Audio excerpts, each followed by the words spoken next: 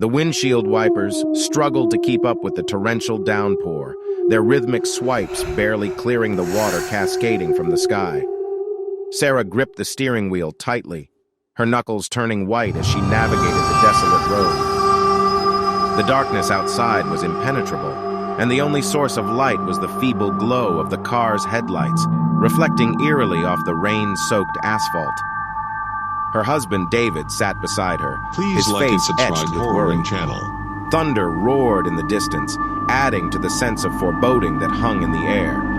They had taken a wrong turn, ending up on this deserted road miles away from civilization. Sarah's heart raced with each passing minute, her eyes scanning the surroundings for any signs of life or a way out.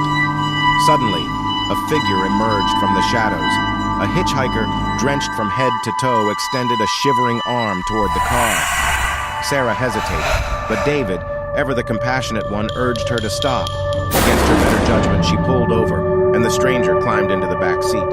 The hitchhiker's face was obscured by the darkness, only vague features visible through the rearview mirror. The rain dripped from their clothes, creating a chilling atmosphere within the car.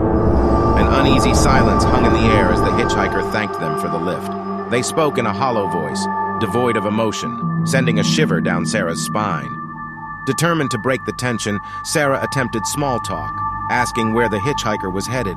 Their reply was cryptic, a chilling whisper that echoed through the car. Nowhere and everywhere. Unease gnawed at Sarah's conscience, but she pushed it aside, reminding herself that they were just offering a helping hand to a stranger.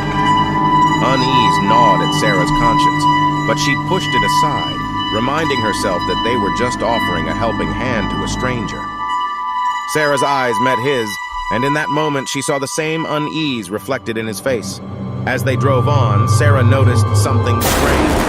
The hitchhiker's reflection in the rearview mirror seemed distorted, elongated. Panic began to rise within her, and her foot pressed harder on the accelerator. The car's tires screeched on the wet road, a sound that seemed to awaken something ominous within the storm. As they drove on, Sarah noticed something strange. The hitchhikers, with each passing mile, the hitchhiker's presence grew more unnerving.